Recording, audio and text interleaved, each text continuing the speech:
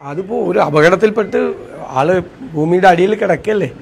നമുക്ക് എല്ലാവർക്കും ഒരു നിസ്സഹായാവസ്ഥയും കൂടി ഇല്ലേ അതിൻ്റെ അകത്ത്.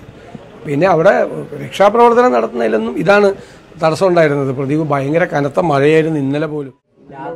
ലാത്വിയയിൽ മറ്റൊരു മലയാളി തടാകത്തിൽ വെള്ളത്തിൽപ്പെട്ട ഒരു അപകടം കൂടി സംഭവിച്ചിട്ടുണ്ടായിരുന്നു. അത് തന്നെ, അതിൻ്റെ വിവരവും കിട്ടിയിട്ടുണ്ട്. നമുക്ക് എന്ത് ചെയ്യാൻ പറ്റും, അപകടങ്ങളല്ലേ.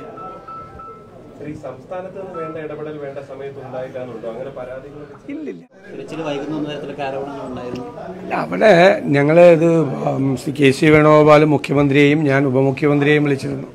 ഉപമുഖ്യമന്ത്രിയുടെ നേതൃത്വത്തിൽ തന്നെയാണ് അവിടുത്തെ റെസ്ക്യൂ ഓപ്പറേഷൻസ് നടത്തുന്നത്.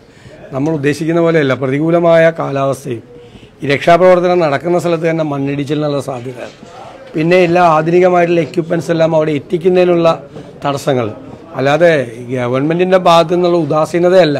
അവിടെ രക്ഷാപ്രവർത്തനം നടത്തുന്നതിനുള്ള ശ്രമകരമാണ് ദൗത്യം. അപ്പോൾ അവരെ കൊണ്ട് അവരുടെ പരമാവധി ചെയ്തുകൊണ്ട് അവർ രക്ഷപ്പെടുത്താൻ വേണ്ടിയിട്ടുള്ള ശ്രമം നടത്തുന്നുണ്ട് എന്നാണ് നമ്മൾ നിരന്തരമായി മോണിറ്റർ ചെയ്തുകൊണ്ടിരിക്കുകയാണ്. അവിടെ ഡെപ്യൂട്ടി മുഖ്യമന്ത്രിയുടെ ഓഫീസുമായിട്ട് നിരന്തരമായി ബന്ധപ്പെട്ടുകൊണ്ടിരിക്കുകയാണ്. അവരും അവിടെ നിന്ന് കിട്ടുന്ന വിവരങ്ങൾ നമുക്ക് പാസ് ചെയ്യുന്നുണ്ട്, ശ്രദ്ധിക്കുന്നുണ്ട്. അല്ല, കേരളത്തിൽ നിന്ന് അവർ മോട്ടോർ വെഹിക്കിൾ ഡിപ്പാർട്ട്മെൻറ്റിൻ്റെ അവർ പോയിട്ടുണ്ടല്ലോ, ഗവൺമെൻറ്റിൻ്റെ പ്രതിനിധികളായിട്ട് പോയിട്ടുണ്ട്. നമ്മുടെ അയൽ സംസ്ഥാനമല്ലേ, അവരും അത് അവരുടെ ആളുകളുണ്ടല്ലോ, അപ്പോൾ അവരത് വളരെ ഗൗരവത്തോടു കൂടി ചെയ്യുന്നുണ്ട്.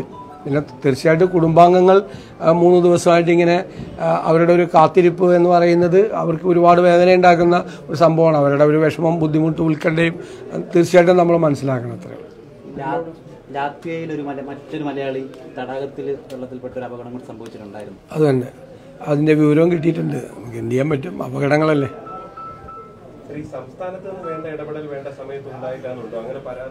ഇല്ലില്ല, അങ്ങനത്തെ സംസ്ഥാനത്തിന് അതിൻ്റെ അകത്ത് പരിമിതികളുണ്ടല്ലോ.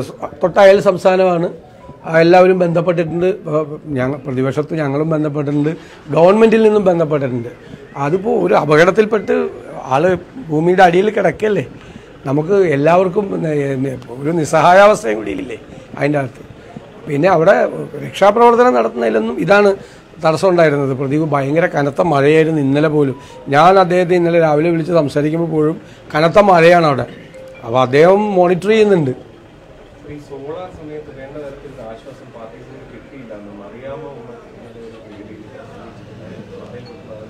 പാർട്ടി ഒറ്റക്കെട്ടായിട്ടല്ലേ ഉമ്മൻചാണ്ടിയുടെയും അവരുടെ ആരോപണ വിധേയരായവരുടെയും പുറകിൽ നിന്നത്. പാർട്ടി ഒറ്റക്കെട്ടായിട്ടാണ് നിന്നത്.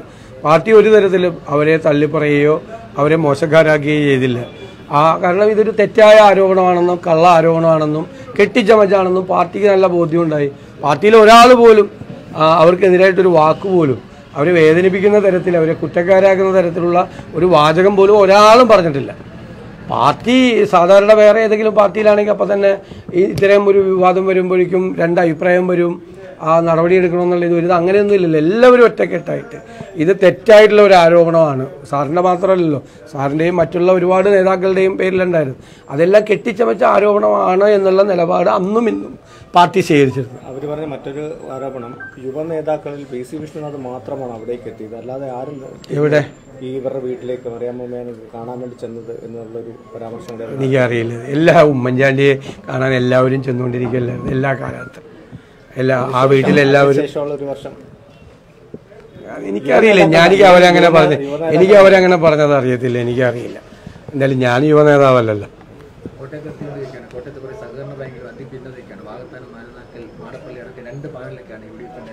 തീർച്ചയായിട്ടും അത് പരിശോധിക്കും. പാർട്ടി അത് ഗൗരവമായിട്ട് പരിശോധിക്കും. KPCCയുടെ ശ്രദ്ധയിൽപ്പെട്ടതെന്നുള്ള കാര്യം KPCC പ്രസിഡന്റ് പറഞ്ഞിട്ടുണ്ട്. പാർട്ടി അത് ഗൗരവത്തോടെ പരിശോധിക്കും. അല്ലാതെ പാർട്ടി അത് ഗൗരവമായിട്ട് പരിശോധിച്ച് വേണ്ട നടപടികൾ സ്വീകരിക്കും.